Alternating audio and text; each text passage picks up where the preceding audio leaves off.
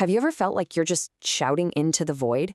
You know you have a great product, you know it works, but your growth has just stalled. Well, the problem might not be your strategy, it might be your sentences. A confusing message isn't just some small thing, it's actively costing you money every single day. So let's dive in and talk about how to fix it by getting radically clear. Okay, so here's our game plan. We're going to walk through a 5-step playbook. First, we'll look at the real price you pay for confusion. Then, we'll figure out what your secret strengths really are. After that, we'll pinpoint your perfect customer, wrap it all up in a story that actually connects, and finally, we'll build a one-sentence pitch that sells. All right, first up, let's get real about the damage a confusing message can do. And I'm not just talking about tweaking little ad copy here and there. This is about plugging a massive leak in your business, one that's draining cash and opportunity, probably right now as we speak. This quote from Donald Miller, it's everything. It's not just a catchy phrase, it's basically a law of neuroscience. See, the human brain has one main job, survival. And to survive, it has to be incredibly efficient, which, let's be honest, means it's kind of lazy. If your message forces someone to burn even a few extra mental calories to figure it out, their brain's defense mechanism is just to ignore you, to tune you out and keep scrolling. So what does this actually look like in your business? Do any of these sound, well, painfully familiar? Maybe your current customers totally get you. They love you, but every new prospect looks at you with a blank stare. Or how about those sales cycles that just drag on and on and on and then go nowhere?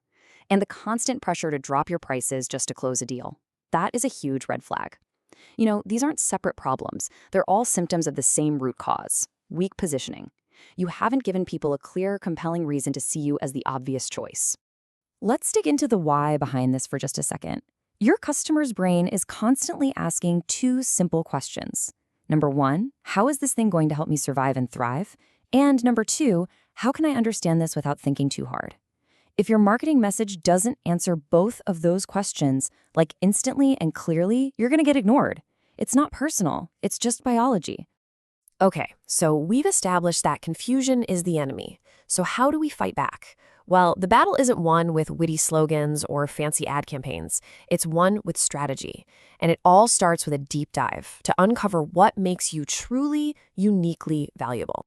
I love this definition from April Dunford. It's just brilliant. Positioning isn't about trying to be the best in the world for everybody. No way. It's about deliberately choosing a context, picking a specific arena where your unique strengths make you the obvious best choice for a very specific group of people. So to find that perfect arena, you've got to play detective. You have to understand your customer's journey.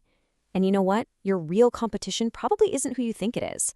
A lot of the time, it's just the status quo, an old spreadsheet, an intern, or just doing nothing at all. These 4 questions help you trace their path. First, what were they doing before you came along? Second, what was the trigger? What happened that made them say, okay, enough is enough. I need a change. Third, who else made their shortlist? And finally, this is the goldmine question. Why did they pick you? What was the tiebreaker? The answers to those questions help you connect the dots like this. You start with the feature. That's what your product is. You move to the benefit. That's what it does. But where you have to land, where the magic happens, is the value, what it means for your customer. It's the huge difference between saying, we have an automated security threat module, and saying, we cut your threat detection time from 4 hours down to under 10 minutes, preventing catastrophic data loss. One is a spec, the other is a life raft. So once you understand your unique value, the next step, well, it's going to feel a little counterintuitive. To grow faster, you actually have to narrow your focus. I know, it sounds crazy, but you have to stop talking to everyone so you can start speaking directly to the people who value your strengths the most. And here's what that looks like in the real world. Vague, fuzzy categories like small businesses or the healthcare industry, they're basically useless. They don't help your teams find anyone. You need specific, actionable traits that point to a real pain your product solves. The real test is this. Could your sales team take that description and build a list of 100 people to call tomorrow? If the answer is no, you're not specific enough. And here's the beautiful payoff for having all that focus. When you speak directly to your absolute best fit customers, everything just gets easier. They buy faster because they get it immediately. They complain less. And best of all, they become your biggest fans, your advocates, who go out and drive your business forward for you. Okay, so you know your value, you know exactly who you're talking to.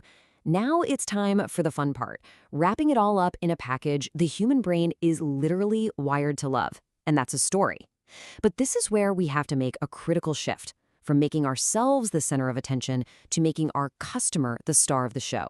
This right here is the single biggest, most common mistake that brands make. They position themselves as the hero of the story. They talk all about their history, their features, their awards. But here's the thing. Customers aren't looking for another hero. They already are the hero of their own story. What they're looking for is a guide. You are not Luke Skywalker. You need to be Yoda. So how do you become that trusted guide?